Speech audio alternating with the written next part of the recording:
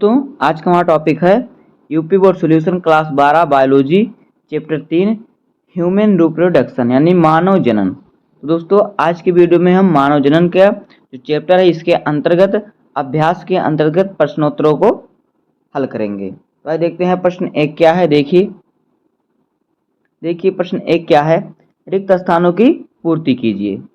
प्रश्न एक है रिक्त स्थानों की पूर्ति कीजिए। तो इसका ऑप्शन क्या है, मानव फिर डैश हमारा उत्पत्ति वाला जीव है। तो देखिए यहाँ पे हमें क्या भरना पड़ेगा, यहाँ पे दो दिया अलैंगिक और लैंगिक। तो जो मानव है ये लैंगिक उत्पत्ति वाला जीव है, तो उत्तर इसका क्या हो जाएगा लैंगिक, यहाँ पे लैंगिक भरा जाएगा। खा है देखिए मानव है क्या है, अंडपरज अंडपरजक सजीव परजक और अंड अंडराज यूजल। तो देखिए जो मानव है यह सजीव परजक है। आगे देखिए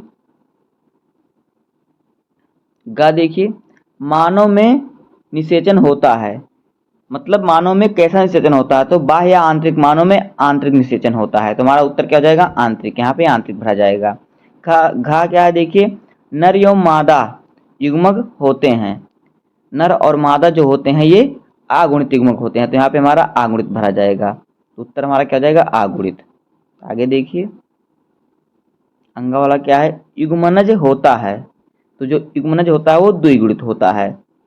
और फिर क्या देखिए एक परिपक्व पुटक से अंडाणु के मोचित होने की प्रक्रिया को कहते हैं, क्या कहते हैं, अंडोत्सर्जन कहते हैं।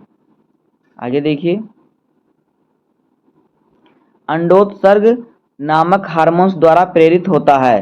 तो जो अंडोत्सर्ग होता है ये ल्यूटिनाइजिंग हार्मोन्स जो LH जिसे कहते हैं नामक हार्मोन से प्रेरित होता है। तो उत्तर हमारा हो जाएगा ल्यूटिनाइजिंग हार्मोन। अगला देखिए क्या, नर एवं मादा युग्मक के संलयन को है क्या, निषेचन को है। निषेचन जो नर एवं मादा के युग्मक के संलयन को निषेचन कहते हैं, यहाँ पे निषेचन भरा जाएगा। अगला देखिए निषेचन में संपन्न होता है अंडवाहिनी नलिका के संकीर्ण तथा तुम्बिका के संधि स्थल में संपन्न होता है निषेचन। अगला देखिए युग्मनज विभक्त होकर की रचना करता है जो गर्भाशय में अंडारोपित होता है। तो देखिए जो युग्मनज है विभक्त होकर कोरक पुटी यानी ब्लास्टोस्टिक की क्या करता है, रचना करता है। अगला देखिए भ्रूण और गर्भाशय के बीच संवहनी संपर्क वाली संरचना को कहते हैं, क्या कहते हैं, उसे अपरा कहते हैं। अगला प्रश्न देखिए प्रश्न संख्या 2, पुरुष के जनन तंत्र का नामांकित आरेख बनाइए। तो देखिए ये है पुरुष नरज जनन तंत्र का, जो पुरुष है पुरुष जनन तंत्र का आरेख है। तो देखिए हमने इस चित्र में हमने इंग्लिश में सब लिख दिया है, और हमारे चैनल पे आपको एक चित्र और मिल जाएगा जिसको हमने हिंदी में सभी को एक एक करके समझाया है। तो इस प्रकार से आप इसका चित्र बना सकते हैं और सभी चीज़ों को दर्शाया गया है। तो इस चित्र को आप स्क्रीनशॉट ले लीजिए। आगे देखिए अगला प्रश्न, देखिए प्रश्न संख्या 3, स्त्री जनन तंत्र का नामांकित आरेख बनाइए। तो यहाँ पे भी देखिए स्त्री जनन तंत्र का आरेख है, ये यहाँ पे इंग्लिश में बना हुआ है, हमने इंग्लिश में बनाया है, और हमारे चैनल पे हमने एक वीडियो जनन तंत्र का हिंदी में बना के चित्र को बना के समझाया है, आप वहाँ से भी देख सकते हैं और इसको भी समझ सकते हैं। तो आप इसका भी स्क्रीनशॉट ले लीजिए। आगे देखिए अगला प्रश्न संख्या 4, वृषण और अंडाशय के बारे में प्रत्येक के दो प्रमुख कार्यों का वर्णन कीजिए। तो उत्तर देखिए वृषण के कार्य, क्या वृषण के कार्य। तो देखिए वृषण के कार्य क्या है, वृषण में जनन कोशिकाओं से शुक्र जनन द्वारा शुक्राणु का निर्माण होता है। जो वृषण होता है उसमें जनन कोशिकाओं से शुक्राणु जनन द्वारा शुक्राणु का निर्माण होता है। वृषण की सटोरी कोशिका शुक्र जनन कोशिकाओं तथा शुक्राणुओं का पोषण करती है। अगला है वृषण की अंतराली कोशिकाओं से एंड्रोजन हार्मोन स्रावित होता है, ये द्वितीयक लैंगिक लक्षणों के विकास को प्रभावित करते हैं।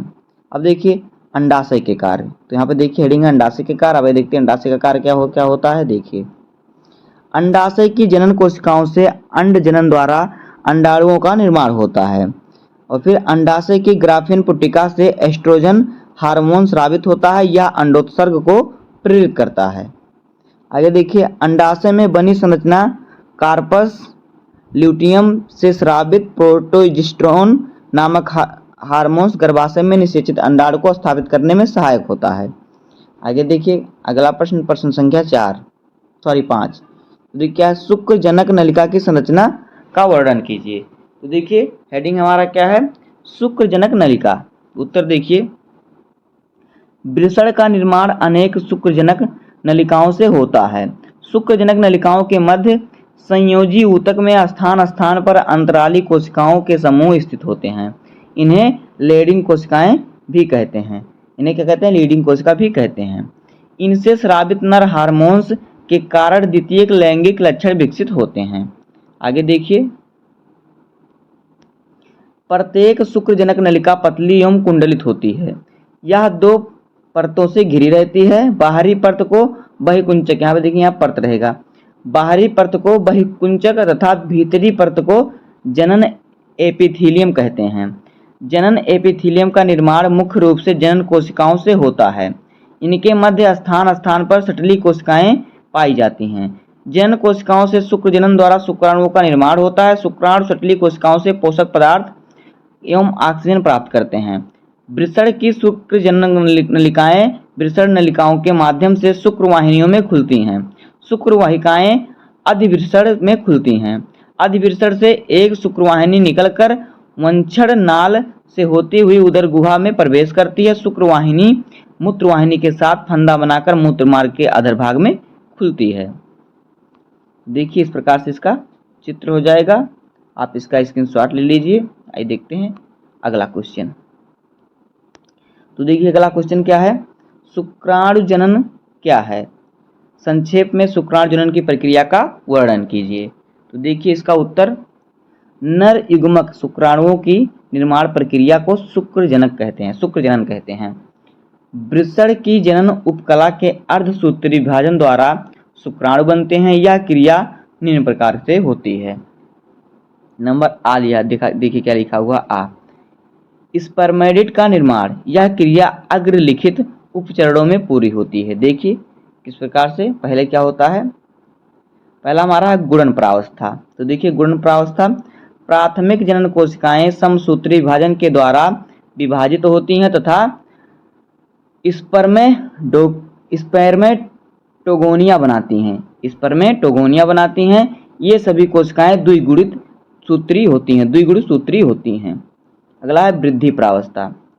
स्पर्मेटोगोनिया नर्सिंग कोशिकाओं से खाद्य पदार्थ ग्रहण करके आकार में बड़ी हो जाती हैं तथा इस अवस्था को प्राथमिक स्पर्मेटोसाइड कहते हैं। यह अवस्था भी द्विगुण सूत्री होती है। आगे देखिए अगला, परिपक्वन प्रावस्था। प्राथमिक स्पर्मेटोसाइट में एक अर्धसूत्री विभाजन होता है जिससे द्विगुणित कोशिकाएं बनती हैं, जिन्हें द्वितीयक स्पर्मेटोसाइट कहते हैं। प्रत्येक द्वितीयक स्पर्मेटोसाइट में समसूत्री विभाजन होता है, अतः प्रत्येक प्राथमिक स्पर्मेटोसाइट में 4 कोशिकाएं बनती हैं, जिन्हें स्पर्मेटिड कहते हैं, इसे स्पर्मेटिड कहते हैं। आगे देखिए क्या है, स्पर्मेटिड का कायांतरण। देखिए स्पर्मेटिड में कुछ परिवर्तन होते हैं जिनके द्वारा शुक्राणु बनता है। ये परिवर्तन निम्न है। देखिए न्यूक्लियस ठोस हो जाता है। स्पर्मेटिड में आरएनए निकलने के कारण केंद्रक आगे की तरफ नुकीला हो जाता है। न्यूक्लियस तथा प्रोटीन खत्म हो जाती है। न्यूक्लियस तथा प्रोटीन क्या हो जाता है, खत्म हो जाता है। माइटोकॉन्ड्रिया दूरस्थ सेंट्रियोल के चारों तरफ एकत्रित होकर एक आवरण बना लेता है जो शुक्राणुओं को ऊर्जा देता है। गाल्जिकाय केंद्रक के अग्रभाग पर एक्रोसोम में परिवर्तित हो जाता है। दूरस्थ सेंट्रियोल एक्सोनीमा बनाता है। अधिकतर कोशिका द्रव्य नष्ट हो जाता है, लेकिन इसका कुछ भाग शुक्राणु की पूंछ के चारों तरफ एक परत बना लेता है। आगे देखिए, उपयुक्त सभी क्रियाएं सटली कोशिकाओं के जीव द्रव्य में होती हैं। परिपक्व शुक्राणु शुक्रजनक नलिका की गुहा में छोड़ दिए जाते हैं, वहां से निकलकर लगभग 18 से 24 घंटे एपिडाइडिमस में रहते हैं। अगला देखिए प्रश्न क्या है, शुक्राणु जनन की प्रक्रिया के नियमन में शामिल हार्मोन्स के नाम बताइए। तो देखिए शुक्राणु जनन की प्रक्रिया में नियमन में शामिल होने वाले हार्मोन्स निम्नलिखित हैं या निम्नलिखित हार्मोन्स शामिल होते हैं। देखिए नंबर 1 क्या है, गोनेडोट्रोपिन रिलीजिंग हार्मोन्स, जिसे GRH कहते हैं। इसका क्या होता है फुल फॉर्म, ट्रापिन रिलीजिंग हार्मोन्स, और फिर दूसरा है एलएच यानी ल्यूटिनाइजिंग हार्मोन्स, और तीसरा है एफएसएच हार्मोन्स यानी कि फॉलिकल स्टिमुलेटिंग हार्मोन्स, और फिर चौथा है एंड्रोजन, उसके बाद इनहिबिन। अगला प्रश्न देखिए, प्रश्न संख्या 8, शुक्राणु जनन एवं वीर्य सेचन की परिभाषा लिखिए। तो देखिए उत्तर, शुक्राणु जनन, वृषण में शुक्राणु जन कोशिकाओं से कोशिकाएं के बनने की क्रिया को शुक्राणु जनन कहते हैं। शुक्राणु जन कोशिकाओं से अचल स्पर्मेटिड्स का निर्माण 3 अवस्थाओं में होता है। इन्हें क्रमशः गुणन प्रावस्था, वृद्धि प्रावस्था, परिपक्व प्रावस्था कहते हैं। अचल स्पर्मेटिड्स के चल शुक्राणुओं में बदलने की प्रक्रिया को शुक्राणु जनन या शुक्राणु कायांतरण कहते हैं। आगे देखिए, अगला हेडिंग क्या है, वीर्य सेचन। तो देखिए, शुक्राणु कायांतरण के पश्चात मुक्त शुक्राणुओं के शीर्ष शरीर कोशिकाओं में अंतः स्थापित हो जाते हैं। शुक्रजनक नलिकाओं से शुक्राणुओं के मोचित होने की प्रक्रिया को वीर्य सेचन कहते हैं। आगे देखिए, प्रश्न संख्या 9, शुक्राणु का एक नामांकित आरेख बनाइए। तो देखिए, इस प्रकार से शुक्राणु का एक नामांकित आरेख, इसका नामांकित चित्र हो जाएगा।